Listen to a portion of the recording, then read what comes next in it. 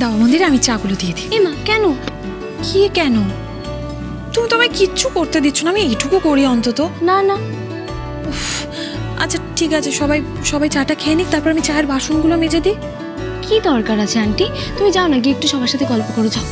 সবসময় এত কাজ করার কোনো দরকার নেই, আমি করছি তো, আমি আছি তো। আরে বাবা, কাজটা ভাগাভাগি করে নিলে তাড়াতাড়ি হয়, সেই জন্য বলছি। তা বললে তো আমি শুনবো না। আচ্ছা তুমি সবসময় এত কাজ করতে চাও কেন গো? কি হয়েছে? কি হয়েছে গো মেজো বৌমা? দেখুন না মা, রাধা আন্টি একটাও কথা শুনছে না। মেজো মা, জানো তো রাধা আন্টি না সবসময় নয় জামা কাপড় কাচা, নয় রান্না করা, কিছু না কিছু করা চাই। আমার একটাও কথা শোনে না। তুমি একটু বকে দাও তো। আচ্ছা তুমি আবার এইসব কথা দিদিকে বলছো কেন? ঠিকই তো বলছে রাধা, তুমি কেন ওর কথা শুনছো না বলো তো? তুমি ফড়িংয়ের মা, বাড়িতে এত লোক রয়েছে, আমরা এত কাজের লোক রয়েছে। রাধা, তুমি এত কাজ করো না। দিদি, আমি আমার মেয়ের শ্বশুর বাড়িতে আছি, সবাই মিলে একটু হাতে হাতে কাজ করলে আমি কি ছোট হয়ে যাব নাকি? বরং সবাই মিলে ভাগাভাগি করে কাজ করলে আনন্দ বাড়ে। দিদি, আমাকে এটাতে বারণ করবেন না, তাহলে সত্যি আমার নিজেকে অতিথি বলে মনে হবে। বুঝো কাণ্ড, তুমি অতিথি হতে যাবে কেন? তুমি এরকম ভাবে বললে আমি তোমাকে বারণ করে কি করে বলো তো? আসলে কি হয়েছে বড় বৌদি, মানে গ্রামের মানুষ তো, আমাদের মতো এরকম মানে বসে থাকার অভ্যেসটা নেই। সকালবেলা উঠে খেটে খুটে খাওয়াই তো অভ্যেস, কি তাই না দিদি?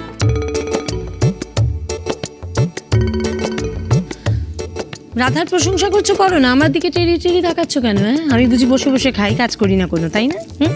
দেখেছো দিয়ে দিবে। না না, আমার মনে হয় দাদা ওইভাবে বলতে চাননি। সে আর কি করে বলবো, আমার ঘাড়ে কটা মাথা আছে।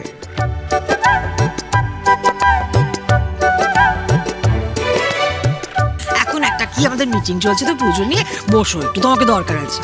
হ্যাঁ রাধা আন্টি, বসো না, তোমাকে কিন্তু মিটিং এ থাকতেই হবে। বসো, কি বললো শুনলে তো?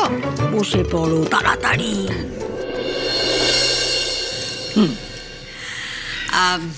আচ্ছা শেষ ঠাকুরপো, আজকের মিটিংটাতে তো দাদার থাকার খুব দরকার ছিল।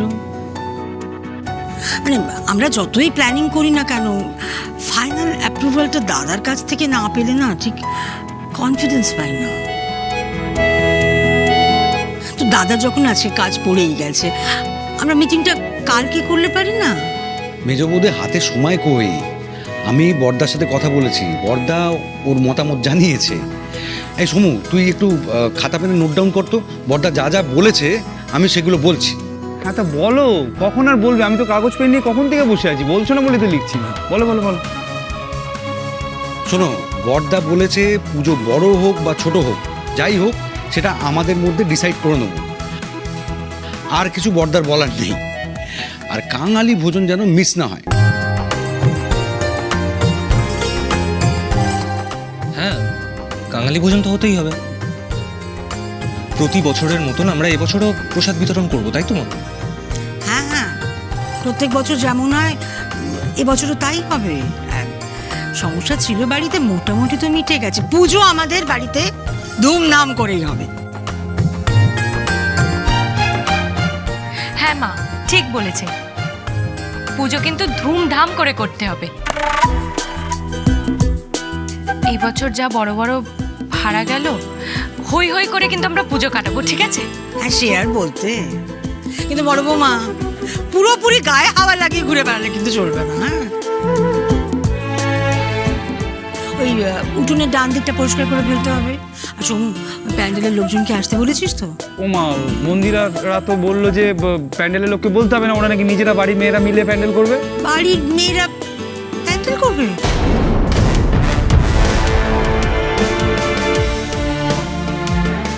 মা বলছি শুনুন না, এবারে না আমরা অন্য একটা প্ল্যান করেছি। মানে এবারে বাড়ির পুজো আমরা গ্রামের থিম নিয়ে করব, দাদা আন্টি তো হেল্প করবে।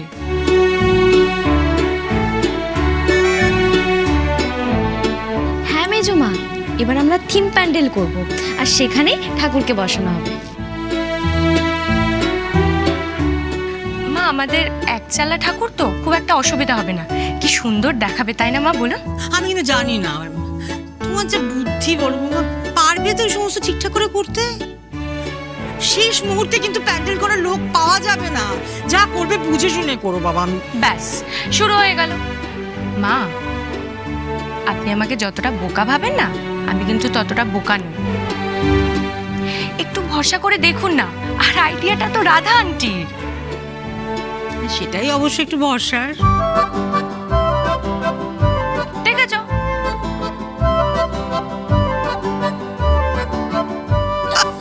দেখেছো তোমরা না সত্যি। মা শুনুন না, বলছি আমরা সব কাজ দায়িত্ব নিয়ে করবো। আর ছেলেরা তো আছে, ওরা হেল্প করে দেবে। আমি সবাইকে সবার কাজ ভাগ করে দেবো। দেখো চেষ্টা করে পারলে তো ভালোই। বাবা, আমার কতদিনের স্বপ্ন ছিল আমার বড় বৌমা দায়িত্ব নিয়ে কাজকর্ম করছে। মেজো, সেটাই রাধার দৌলতে পূর্ণ হতে চলেছে। কিরে?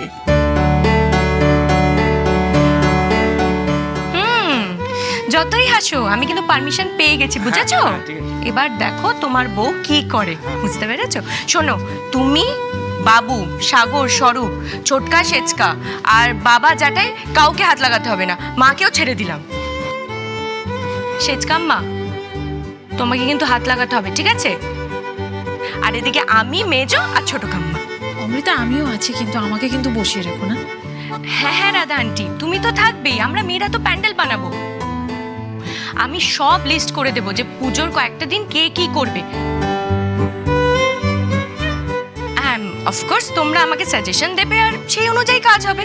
এইবার দিদি, তোরা এত কিছু করবে, আমি কিছু করব না? আমাকেও কিছু দায়িত্ব দে। তোরা নিজেরা সব নিজেদের মধ্যে কাজ ভাগ করে নিলি বলতো?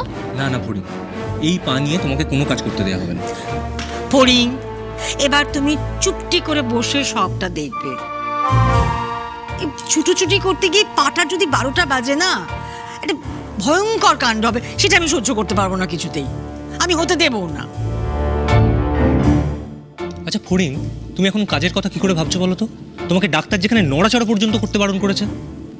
ঠিক আছে, দেখো মা কেমন করে বকছে। আমি কিচ্ছু করবো না, বসে থাকবো চুপচাপ। আচ্ছা ফড়িং, তুমি মন খারাপ কেন করছো? প্রতি বছর পুজোর হিসেব নিকেশের দায়িত্ব আমার উপর থাকে। হিসেব কষতে কষতে আমার মাথা খারাপ হয়ে যায়। এবার নয় তুমি আমার অ্যাসিস্ট্যান্ট হয়ে যাবে। ব্যাস, একটা কাজ তো পাওয়া গেছে। তাহলে এবার তো মুডটা একটু ঠিক করো, হাসো।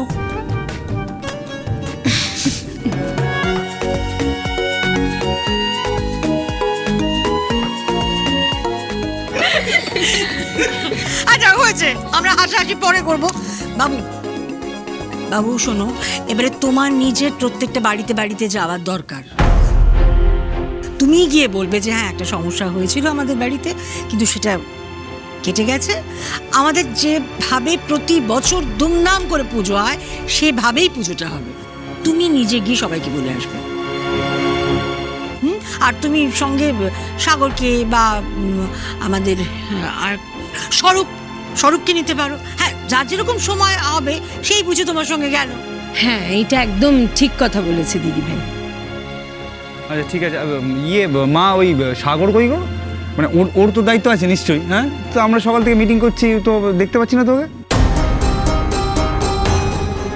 সাগর, হ্যাঁ ঠিকই তো। এই আমি না ওর ঘরে ভোর রাত অব্দি আলো জ্বলতে দেখেছি। নিশ্চয়ই পড়ে পড়ে ঘুমাচ্ছে ছেলে। মা, তুই যে বললি সাগর দাদা নাকি কাল ঘুমিয়ে পড়েছিল? হ্যাঁ রে ফড়িং, আমি তো তাই দেখলাম যে ওর ঘরের আলোটা নেভানো আছে। উমা, রাধা তুমি আবার কেমন করে জানলে যে সাগর ঘুমোচ্ছে নাকি জেগে আছে? আসলে রাতে আমি আর ফড়িং অনেকক্ষণ গল্প করছিলাম, তো ফড়িং হঠাৎ করে কিছু শব্দ শুনতে পেয়েছিল বোধহয়, তাই ও আমাকে বললো যে মা গিয়ে দেখে আয় তো সাগর দাদা ঘুমিয়ে পড়েছে কিনা। ও তাই বলো বাবা, আমি আবার ভাবলাম কি জানি ছেলেটার শরীর টরীর খারাপ করলো কিনা।